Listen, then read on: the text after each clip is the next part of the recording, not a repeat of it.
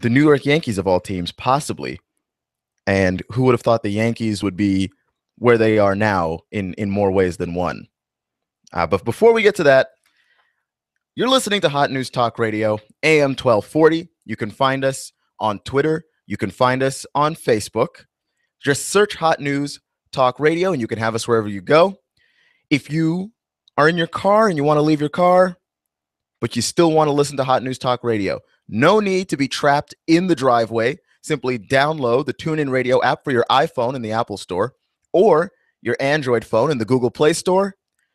Download the TuneIn Radio app, search Hot News Talk Radio there, give us a follow, and press play, and you will have us immediately broadcasting the news of Chattanooga to the world.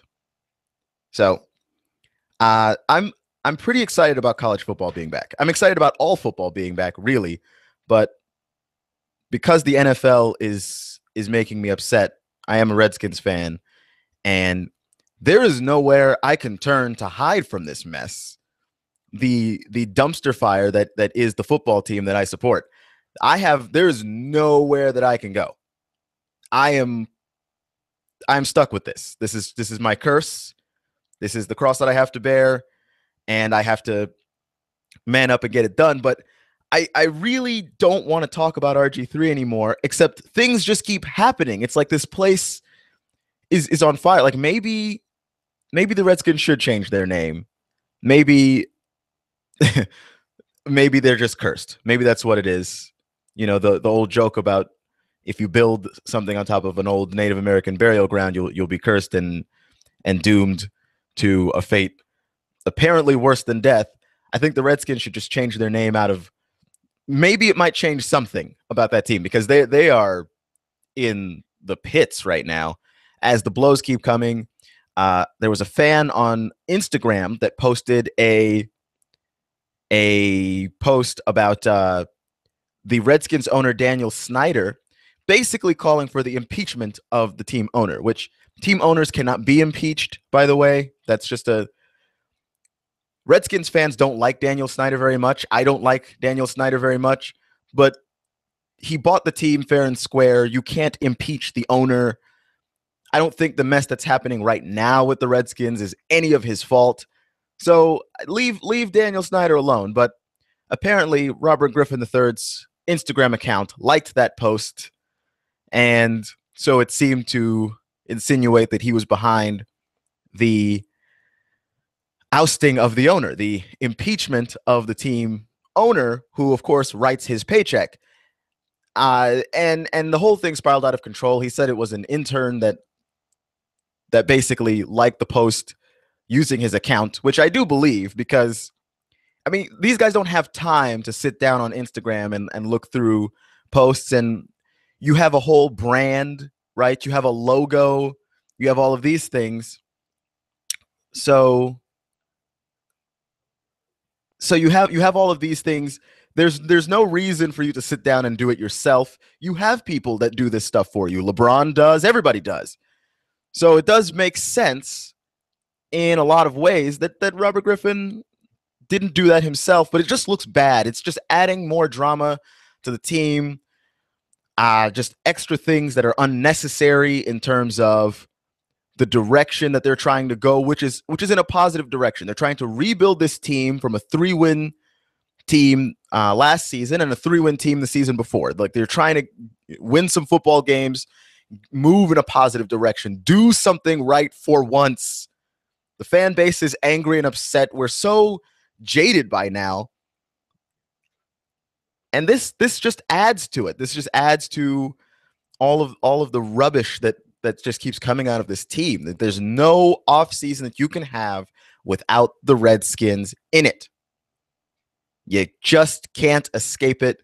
And one of these days, Skins fans are going to catch a break. I root for the Redskins. I also secretly root for the Browns and the Jaguars, because I think that those are and the Raiders, because those are the 4 fan bases that just get poo-pooed constantly because they're not any good. And not only that, but there always seems to be some kind of drama involving them. They're either moving to LA or playing in England, just stuff, waves and waves of it. And I'd like it to go away. So I will do my part in helping it go away. I am banning myself from talking about the Redskins until week 1 of the NFL season is here. No more Redskins talk. Okay, I don't care what happens. Like, unless FedEx Field burns down, we are not talking about the Washington Redskins. So let's move to college football, also known as the happier football. From my point of view, in college football, we've got some games coming up Thursday. Can you believe it? The season is only 2 days away. I am super excited. And one of the things that I'm interested in seeing the most is TCU. Trevon Boykin is possibly the highest rated offensive player in the nation. He's probably, I mean, he's one of the more talented quarterbacks on one of the more talented offensive teams, backed by one of the better defenses in the Big 12. I think that Trevon Boykin is going to have a monster year, just video game numbers out the wazoo for him. And I'm excited to see what they do against Minnesota. That's not a pushover of a team over there. They're not great, but they're not, the little sisters of the poor that you're playing. You're playing a pretty solid football team, especially on the defensive side of the ball with Minnesota. I'm excited to see what TCU does on Thursday against them. TCU will play Minnesota at 9 on ESPN. Also, Alcorn plays Georgia Tech, and Georgia Tech is ranked number 16, which around this time last year would have shocked anybody because Georgia Tech didn't look like they were going to be any good. They play at 7:30 on ESPN3. So if you have a provider, and it looks like we've got a call coming in here, so we're going to get to that. Hello, caller. You're on the air. The one and only Keon Rose. This is Mr. Judd, and I'm throwing down the gauntlet for you. I think I can outpick you in college football any day of the week, and I'll even give you the handicaps. Mr. Judd, yes, sir. I appreciate the challenge. In your dreams, could you outpick me? But when are we doing this, by the way? Because we have to get this done before Thursday. Well, I'll tell you what. I'll come on your show Thursday, and we'll do this. How about that? All right. How about tomorrow? Tomorrow? Yes. I will come on your show tomorrow. All right. Okay. All right. I look forward to seeing you, Keon. Great show. Keep it up, man. Thank you, Mr. Judd. That was Eric Judd of the Mr. Judd Show. You can catch him from 11 to noon here on Hot News Talk Radio. We're going to be doing a challenge this college football season. Every week, we will pick some of the biggest games. We'll choose some of the games to pick from, and then he and I will have a showdown, a battle of will and wits, as we try to see who has the best record in college football picking by the end of the season. He's coming here on Clutch tomorrow, and I will outpick him. I will show him who's who, him and his Arkansas Razorback loving self, who is right and who is wrong. Okay, the agony of defeat, as the line goes. And I'm going to be straight up. I'm going to probably lose some of those picks picking Texas.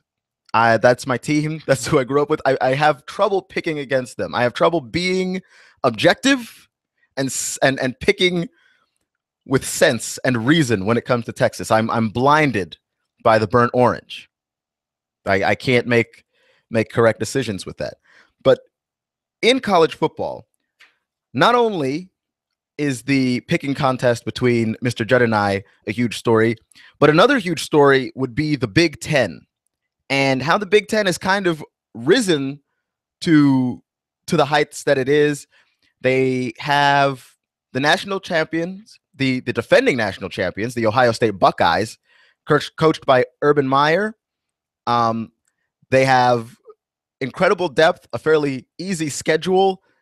Ohio State is the favorite to win the title again, but not only Ohio State, Wisconsin hangs around as a pretty solid team themselves with a lot to build on and a positive direction to move.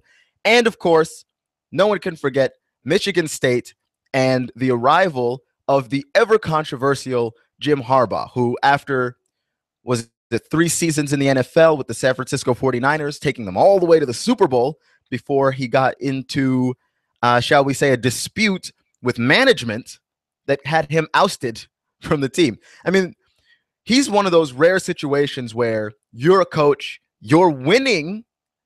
It's not like he was losing. You know, they say that winning cures everything. Yeah, winning wasn't curing everything that was happening between Jim Harbaugh and general manager Trent Baalke. The two of them could not get along at all. And Trent Baalke is interesting to me because it was all about Trent's ego.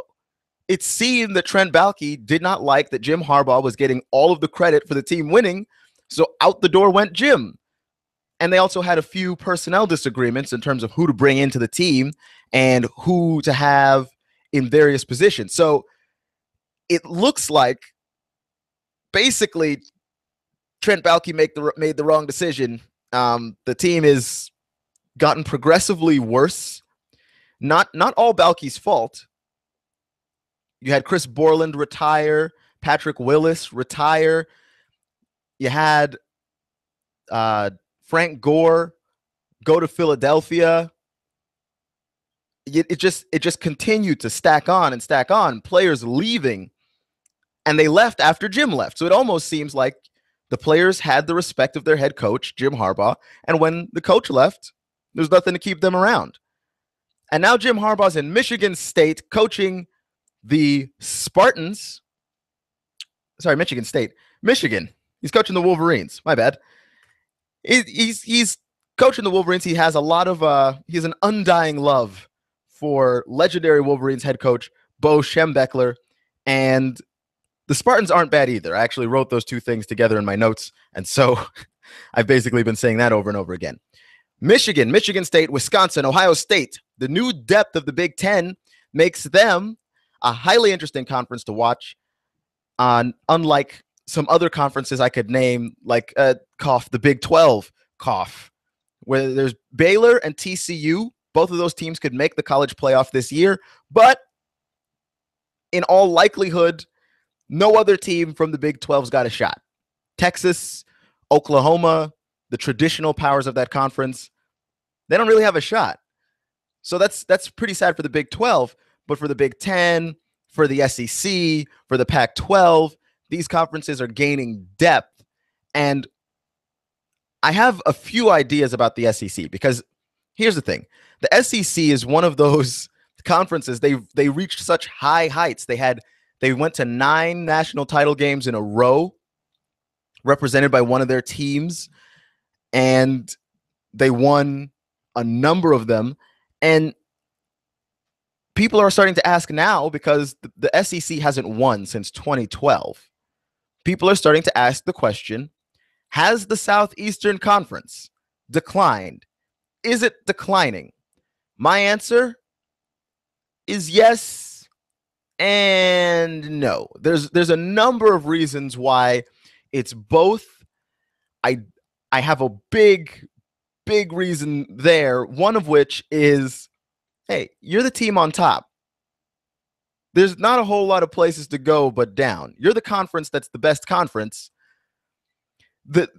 Every other conference is trying to catch you. If you have a few years where you're not winning a championship, which is that's the highest bar that you can set, there's not a whole lot of places to go from there but down.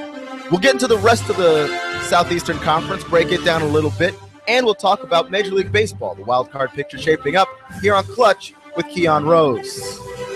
You're listening to Hot News Radio, Hot News Talk Radio, AM 1240.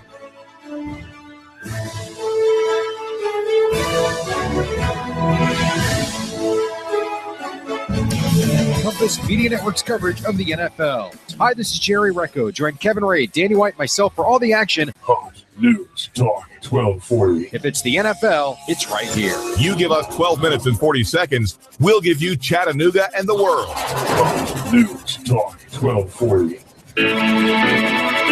Hi, I'm Rebecca Costa, host of the Costa Report, every Sunday at 9 a.m. If there's one person we can turn to explore the role debate moderators and members of the press play in shaping elections, it's legendary news anchor Jim Lehrer. Don't miss my guest Jim Lehrer this Sunday at 9 a.m. in the Costa Report, right here on AM 1240 Hot News Talk Radio. Here you are, working to keep your customers happy and to manage your cash flow. IRS problems are the last thing you need, but here they are, flapping about you like vultures. Get help from Eric Pelton and his team of accountants at E.J. Pelton Company. Audits, letters, proposed return changes, 1099s, penalty threats. Pelton Tax Resolution Services brings peace of mind and helps you keep more of what you've earned. EJPelton.com. Offices on Brainerd Road and in Saudi Daisy, just north of the Bilo. That's E.J. Pelton. Call 622-3156. Think ahead, 622-3156. When my brother and I opened our first Jets Pizza, we believed if we made the best pizza, customers would find us. So we made fresh dough each day, used fresh toppings, and premium mozzarella cheese. 300-plus stores later, we still do. Try Jet's famous 8-corner pizza with premium mozzarella cheese and one topping, now just $11.99 for a limited time only. Jet's Pizza, the best pizza in town. 3600 Hickson Pike. Life is short. Eat better pizza. Let's get Jets.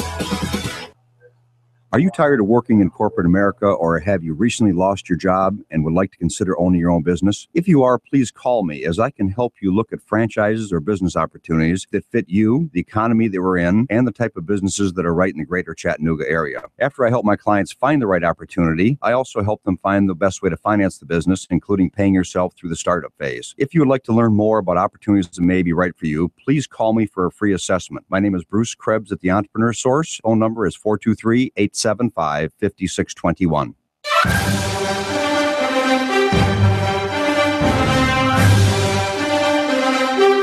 It's a great day today here in Chattanooga, Tennessee on AM 1240 Hot News Talk Radio. We've got you covered on Facebook, on Twitter. If you search Hot News Talk Radio, we've got you covered on the TuneIn Radio app. AM 1240 Hot News Talk Radio. You get the TuneIn Radio app from the Google Play Store or the Apple Store. Download it to your phone, search Hot News Talk Radio, and press play. And immediately you have Hot News Talk Radio wherever you go. We've been talking about college football this morning or this afternoon. We have just 2 more days before the start of the college football season. And the only great shame in that is that on Thursday, the SEC does not have a representative. We're not going to see anything from them until Saturday. But the Thursday games that are coming up, pretty exciting, including number 16, Georgia Tech playing Alcorn. And I know that the ACC does not get a whole lot of run around here. Okay, but Georgia Tech has been really, really good, and their team that's on the upswing. So that should be a game to follow. It's on ESPN3. If you have certain internet providers, you can just stream the game for free. Just go to ESPN3.com at 7:30 to catch that game. The SEC has been controversial, and if you listen to a lot of the national shows, people have a lot of resentment towards the SEC, and a little bit of that is jealousy. Anytime a team or anytime a conference dominates the way that the SEC has, it's going to breed a little bit of jealousy, a little bit of envy, a little bit of that little green monster. People want their conferences to look good. Sure, you don't root for a conference, you root for a team. If you're a fan of Alabama, you don't root for Tennessee, you root for Alabama. However, if Alabama is good and you're good and you beat Alabama, it makes you look better. That's why it's important to have a good conference. Having a good conference makes your team look better. Not only is my team winning, but it's beating all of these other great teams. And the SEC has incredible depth. The SEC has a lot of great teams. So when people say that the SEC is declining, I'm really not sure what they're talking about. If they're talking about the fact that the SEC hasn't won since 2012, well, okay, sure. But when you're winning, the only way for you to decline is for you to not win. And quite frankly, winning 9 or appearing in 9 championship games in a row is difficult in and of itself. winning 7 of those is already difficult.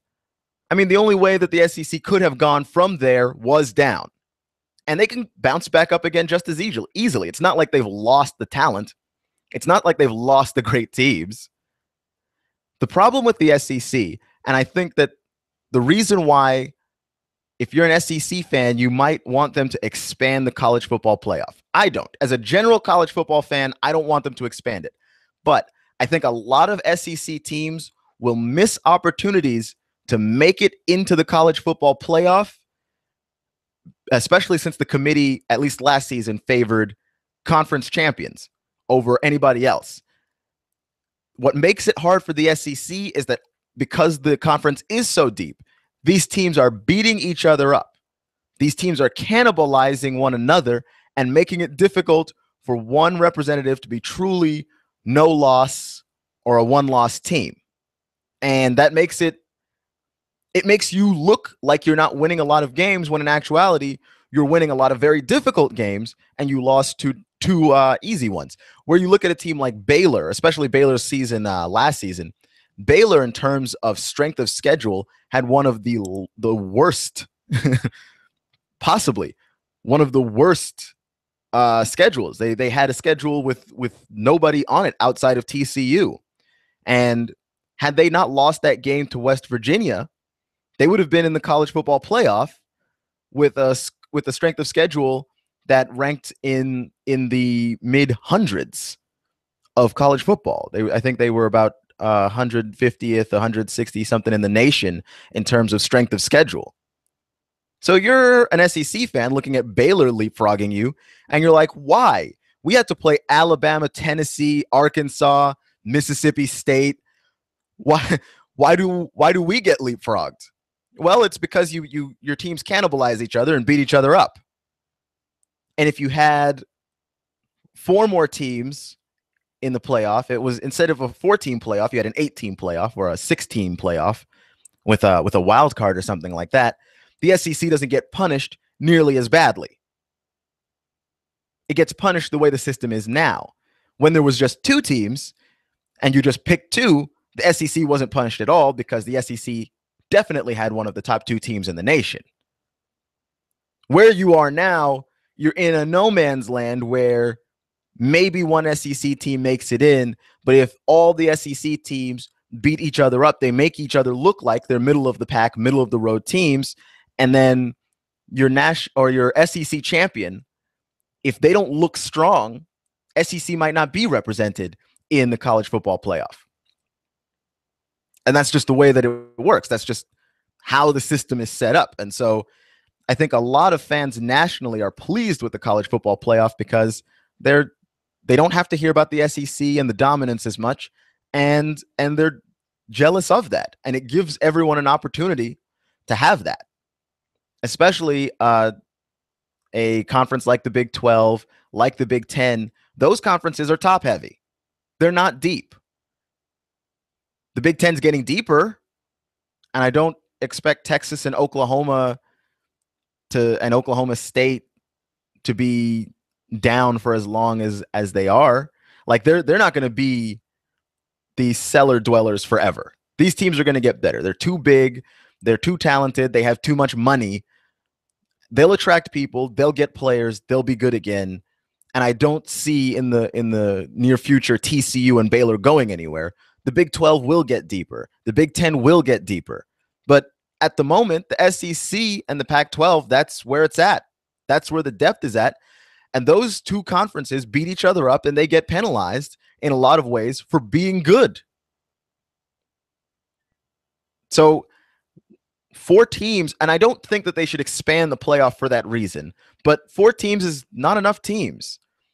And someone's going to get overlooked regardless of what you do.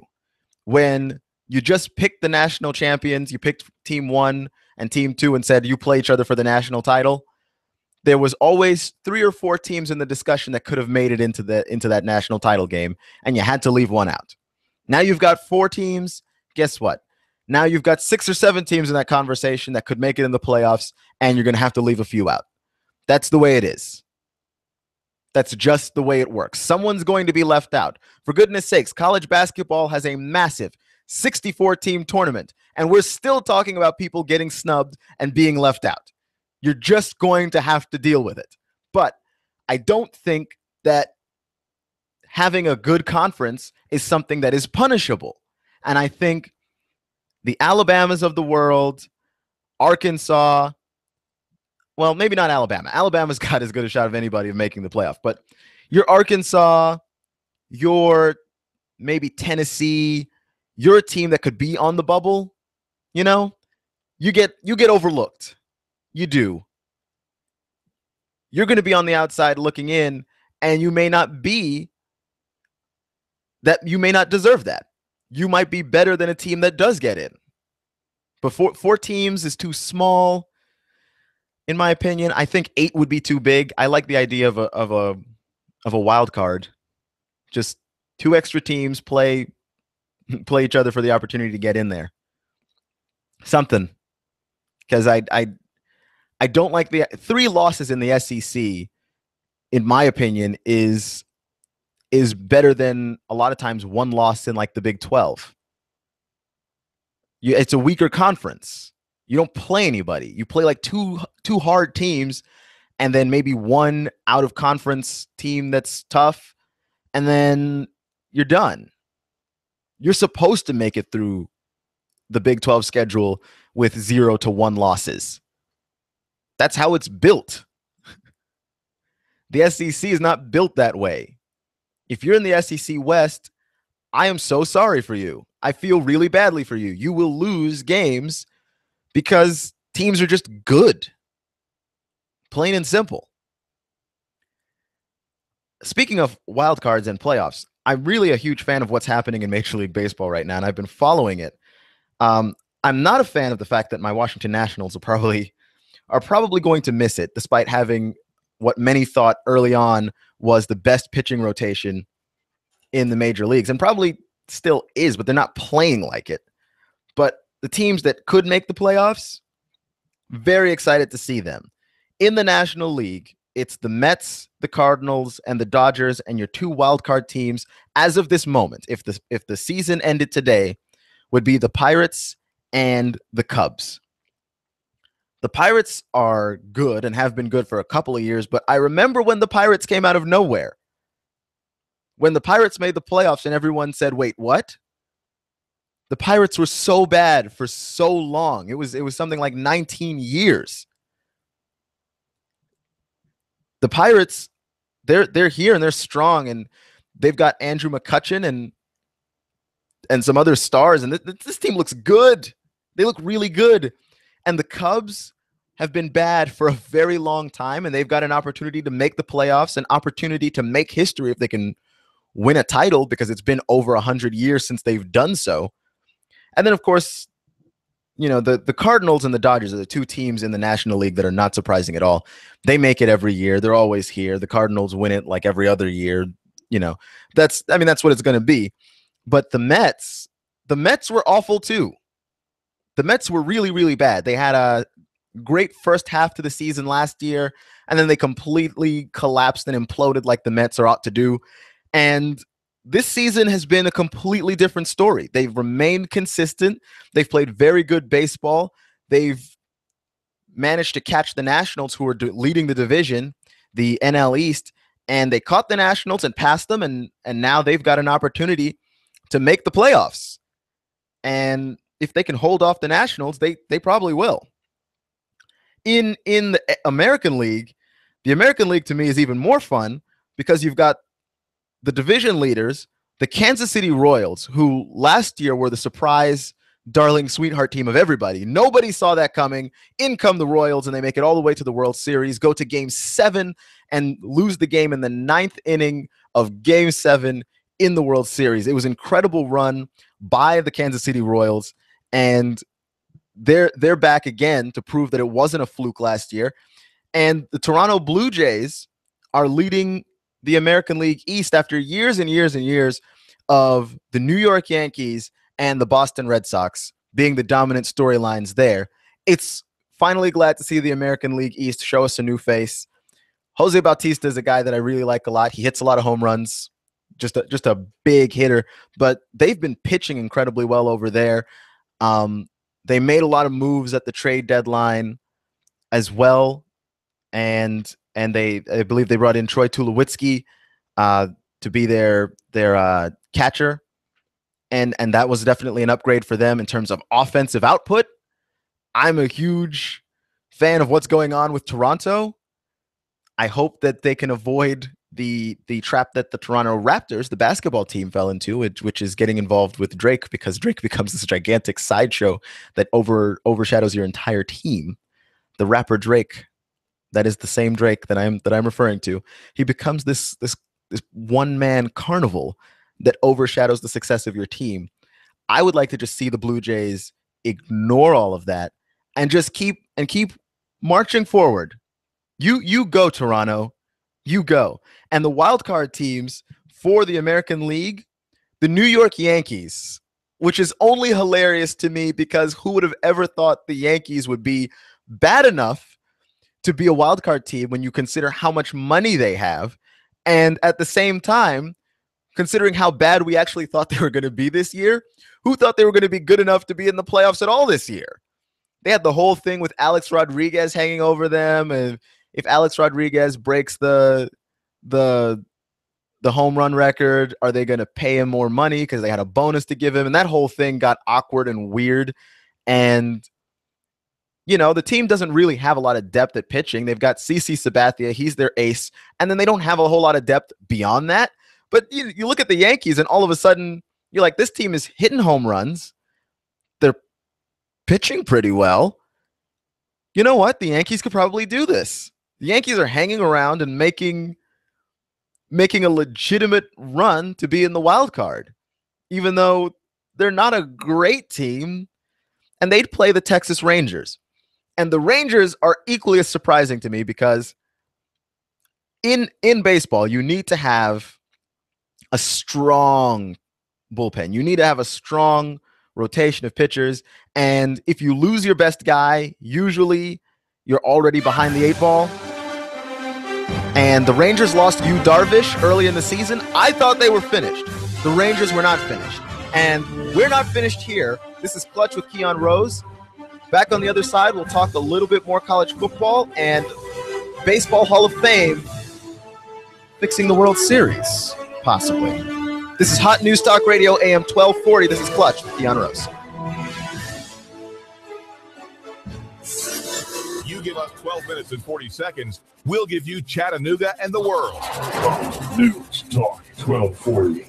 Staying quite warm out there through the evening hours with partly cloudy skies. Overnight tonight, fair. Lows back into the upper 60s. Could see a little more late fog. For the midweek, not much change. Still looking dry for a while with partly cloudy skies with hot afternoons through Thursday and highs of around 90. Check out Burger King. Looking for an inside deal? Burger King's got the answer. Download the Burger King app now to get exclusive savings of up to $30. Restrictions apply at Burger King. And I'm WDEF News 12 Chief Meteorologist Patrick Orr. On AM 1240, Hot News Talk Radio.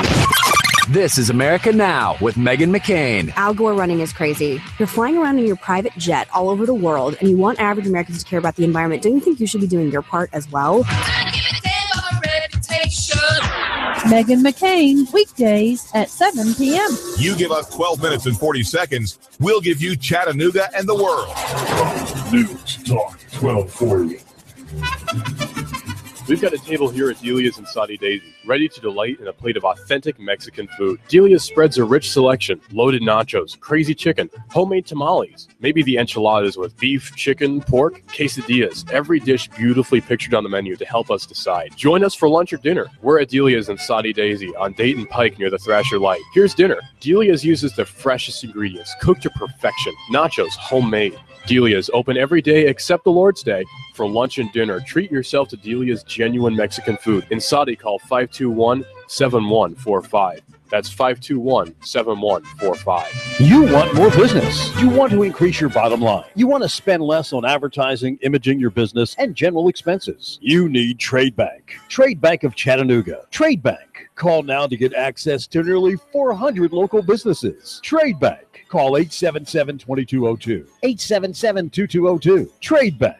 You want to increase your cash flow, your competitive edge, attract new customers, and build a loyal customer base. You need Trade Bank of Chattanooga. Call right now, 877-2202. When you join Trade Bank, you'll get the benefit of free advertising in our monthly magazine, tradebank.com, emails, and mailouts. Join Trade Bank now and receive your Trade Bank debit card with trade credits to spend any way you want with our wide variety of Trade Bank partners. For almost 30 years, Trade Bank has been your voice for small business, a member of the American Bankers Association, and in good standing with you. Trade Bank of Chattanooga. Call now for a free consultation, 877-2202. That's 877-2202. Trade Bank of Chattanooga.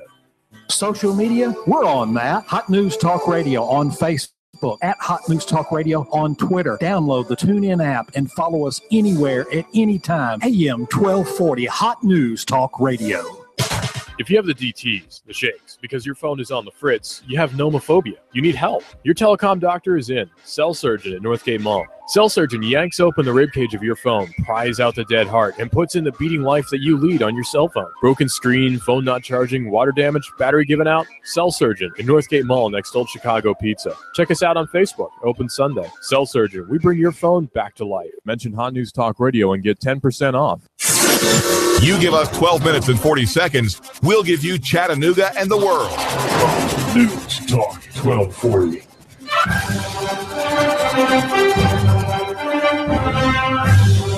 This is AM 1240, Hot News Talk Radio. Clutch with Keon Rose is the name of the show. Thank you for joining me today. We've had a good time so far. We've got a little bit more to talk about. I am interested in talking about the story that was big today and also big back in 1919. Fixing the World Series. Shoeless Joe Jackson was considered to be one of the best baseball players ever. In fact, Babe Ruth said that he imitated Shoeless Joe Jackson's style of hitting the ball. And of course, Babe Ruth, one of the greats as well. Babe Ruth, or not Babe Ruth, Shoeless Joe Jackson, basically he died in 1951, but in 1919, when he was a player with the White Sox, he was involved in the fixing of the World Series, and it was called the Black Sox scandal. And it was huge. It was one thing that was so big at the time. It was actually mentioned in The Great Gatsby, because the main character of the story, Jay Gatsby, he's what's considered new money. He gets rich off of money that was made, not inherited and passed down, but that he made, and he didn't make all of it legally, as the book suggests that there was a lot of illegitimate things that Mr. Gatsby was involved in, and one of the things was the fixing of the 1919 World Series, of which Shoeless Joe Jackson was involved, and therefore he's not in the Hall of Fame. Of course, it's one of those things that undermines the integrity of the game. Fixing the World Championship Series of that sport. Of course, it diminishes the value of the game, but he's such a great player that he has a museum, and the museum basically petitioned petitioned Major League Baseball to allow Shoeless Joe Jackson to be inside the Hall of Fame. Basically, let's forget that the whole World Series thing ever happened. It did happen in 1919. That was over 100 years ago. Can we allow this great player to be in the Hall of Fame? He's not alive. He won't get any pleasure from being in the Hall of Fame, but we'd like his memory to live on in Cooperstown. And the answer to that question that they received from Major League Baseball today was no. Shoeless Joe Jackson will not be in the Hall of Fame. And I have to wonder why. A huge thing is legacy. And it's the reason why people do a lot of the things that they do is because they want to be remembered for it. People climb Mount Everest Okay, it's a dangerous thing to do. You don't get money from climbing Mount Everest. I suppose you could write a book, have a movie made about you afterwards, but initially you climb Mount Everest because you want to defeat the challenge of climbing Mount Everest, and because that's something that you will always be remembered for. It'll inspire people around you. Like, oh, if this guy can go climb Mount Everest, I can do something too.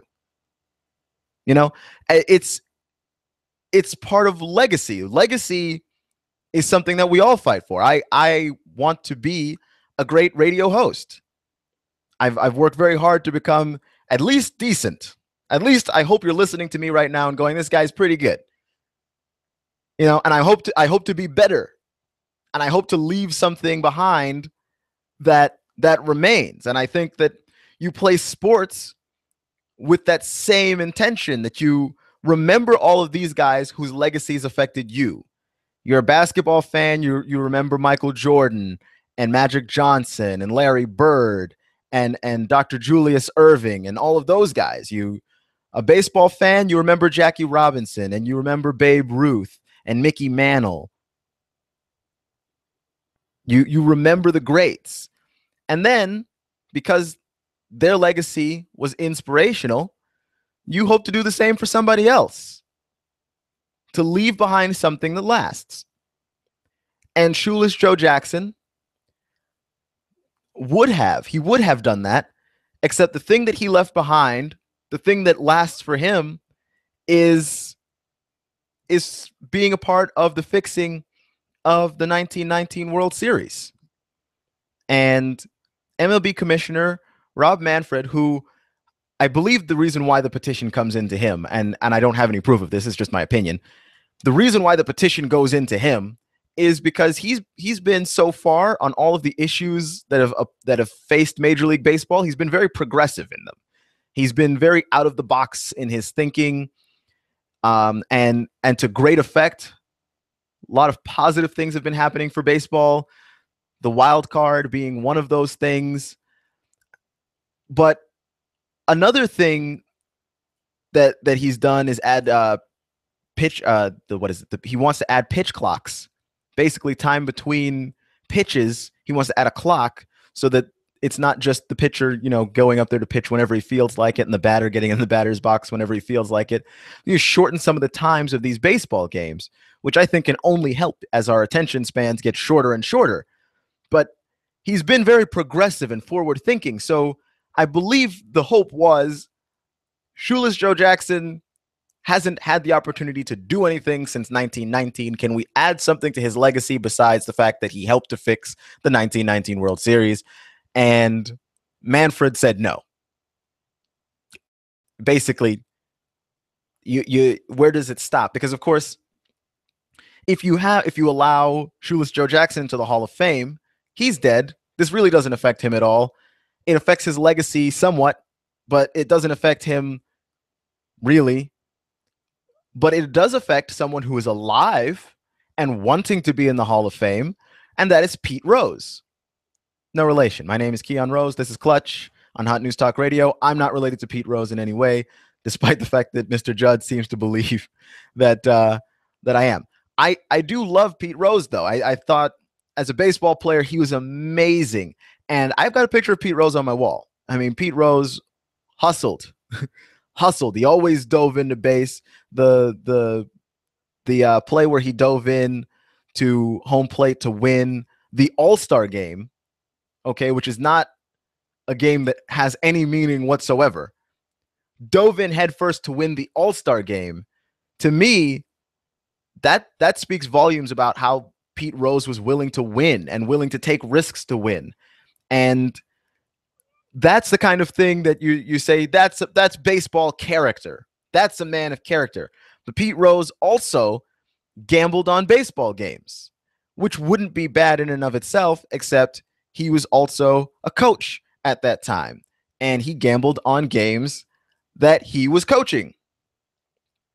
That undermines the integrity of the sport. There's no way that it can't. But at the same time, Pete Rose was such a great baseball player, and in his time as manager, he wasn't bad at that either. I mean, here's the thing. Pete Rose was so good at what he did that the things that he did that takes away from that legacy, I don't know if it should keep him out of the Hall of Fame. That's not my call to make. It's tough for me. I'm obviously biased. I'm a fan of his. I'd love for him to be in the Hall of Fame. I just don't see how he gets in, because he said he never gambled on games that he was coaching and games that he played in. But they found some of his journals, and he did gamble on at least games that he coached, at least games that he was managing. So it's really hard to say that Pete Rose deserves to be in. But the stance has been so far from Major League Baseball, Pete Rose ain't getting in. He's just not. He is not getting in the Hall of Fame. And if you let Shoeless Joe Jackson in the Hall of Fame, even though Shoeless Joe Jackson has been dead since 1951, you can start to make an argument for Pete Rose. And you would have to change that stance somewhat. All of a sudden, it gets a little easier to say, let Pete Rose in. Pete Rose at least never fixed any of the games that he was playing. At least we don't have any proof of that. He never fixed any of the games that he was coaching. So why does Shoeless Joe Jackson get in and Pete Rose not get in? So your stance has to be, unfortunately for the family and fans of Shoeless Joe Jackson, your stance has to be, hey, sorry, we can't let him in. Which is unfortunate. And everybody wants to have that legacy that is positive. This is the reason why we have the never-ending Deflategate story with the New England Patriots and Tom Brady. The reason why is because Tom is not going to take a suspension. That's his legacy. His legacy is on the line. Did you or did you not deflate the footballs? If Tom Brady admits to it or accepts the punishment, that looks like admitting it. That may as well be the same as admitting it. And that tarnishes his legacy. That says a lot about Tom Brady. And then you've got some schmuck 20 years from now walking up to Tom Brady with a deflated football like, hey, bro, can you sign this? You don't want that. You don't deal with that. I wouldn't want to deal with that. So I understand entirely. Tom Brady's fighting the thing tooth and nail.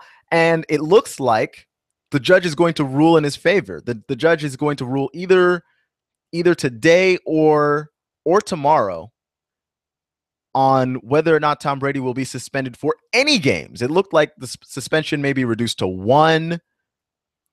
And Tom said he would be willing to accept a 1-game suspension for tampering with the investigation, but he will not take any suspension for cheating because he doesn't believe that he did, or at least he's publicly telling us that he doesn't believe that he did. It's all about the legacy. It's all about this thing that you made that you leave behind. You can look at a guy like Kobe Bryant. Kobe Bryant has been injured the last couple of seasons with just horrific injuries. His shoulder injury was bad. His Achilles tore, and it was one of the most depressing things I've ever seen. And Kobe was moved to tears in the press conference after the game. It didn't look like he was coming back. There was just a lot of things there. But why does Kobe continue to play? Because that's part of his legacy. Kobe Bryant's legacy is a legacy of winning. It's a legacy of continuing to push forward and be this gritty, never quit, never back down kind of guy. And Kobe is coming back for another season in the NBA. And he's also telling people that he thinks the Lakers can make the playoffs. The Lakers cannot make the playoffs. I will buy a Lakers jersey. I will buy a Kobe Bryant jersey. And I hate the Lakers. I will buy a Kobe Bryant jersey, and you can watch me on YouTube wear it in misery here on Hot News Talk Radio. If you search Hot News Talk Radio on YouTube, you can tune in and watch me wear that with my sad face if the Lakers make the playoffs. The Lakers are not making the playoffs. It's not even going to be close. Okay? It's not even going to be close. The Lakers are like the third worst team in the Western Conference. I'm being generous. They could be worse, but I can't tell. I like the rookie kid that they just drafted. But the reason why Kobe is going around telling people, oh, yeah, no, we can make the playoffs, he legitimately believes that. He legitimately believes and has bought into the storyline of his own legacy, of who he is. Notoriously hard on people. That's just part of what he's built. And you see that there. You see it in Denver with Peyton Manning and the Broncos. The way that Peyton Manning ended that season last season, it wasn't good. He played the last 4 weeks of the season with a sore hamstring. The hamstring was pulled, and then of course it got torn in the playoff game that they were in, that he just looked terrible in. He was playing with a torn hamstring. And Peyton Manning is a prideful guy. And I think they all are. All of these athletes, especially these stars, all of these athletes are very prideful. Their legacy is hugely important to them. Peyton Manning cannot allow you to see him hobbling along as the last memory of Peyton Manning that there was. He simply cannot allow you to see that. And the year before, when they were destroyed in the Super Bowl by the Seahawks, that couldn't be the last image of Peyton Manning that you saw. It has to be on his terms.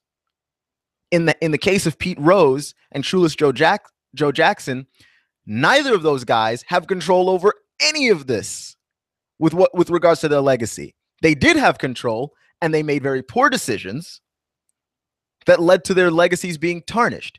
Shoeless Joe Jackson can at least be remembered as a great baseball player, except that he's not in the Hall of Fame, despite having beyond Hall of Fame numbers. Same thing's going to happen to Pete Rose. No one's got more hits in Major League Baseball than him. He holds the record. And you know what? He's not making it into the Hall of Fame because he gambled on games that he was coaching. And that's the real tragedy of the whole thing. You're listening to AM 1240 Hot News Talk Radio, Clutch with Keon Rose. Thanks for joining me. We'll be back in 23 and a half hours to do this whole shindig again. AM 1240 Hot News Talk Radio, Confederate Mike Show. Next.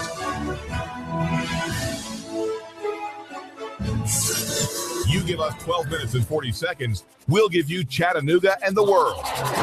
News Talk 1240.